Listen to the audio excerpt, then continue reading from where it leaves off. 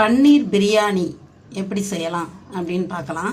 நம்ம சிம்பிளாக இந்த மாதிரி செஞ்சோன்னா எல்லோரும் விரும்பி சாப்பிடுவாங்க. பசங்களுக்கெல்லாம் ரொம்ப பிடிக்கும். இந்த பன்னீர் ரொம்ப புரத சத்து, உடம்புக்கும் ரொம்ப நல்லது. புரோட்டீன் சேர்க்குறப்ப நம்ம இது நமக்கு உடம்புக்கு புரோட்டீன் சேர்க்கறதுனால நல்ல சத்து கிடைக்கும். இது எப்படி செய்யலாம் அப்படின்னு பார்க்கலாம் பாருங்கள். ஃபஸ்ட்டு நம்ம பன்னீர் ஏற்கனவே வீட்டிலே தான் நான் ரெடி பண்ணி வச்சுருக்கேன். கொஞ்சமாக தான் கொஞ்சம் யூஸ் பண்ணிவிட்டு கொஞ்சமாக வச்சுருக்கேன். அதை வச்சு நான் பிரியாணி பண்ணுறேன் பாருங்கள்.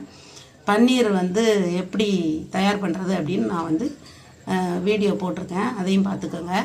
பன்னீர் ரெடி பண்ணி ஃப்ரிட்ஜில் எடுத்து வச்சதை ஒரு தோசைக்கல் போட்டு அதில் ஒரு 2 ஸ்பூன் எண்ணெய் விட்டு அதை நல்லா ஃப்ரை பண்ணி எடுத்துக்கணும். அந்த பன்னீர் பாருங்கள், சின்ன சின்ன க்யூபாக அதை கட் பண்ணிவிட்டு நம்ம எண்ணெயில் அதை எதுவும் போட வேணாம், அப்படியே வெறும்னே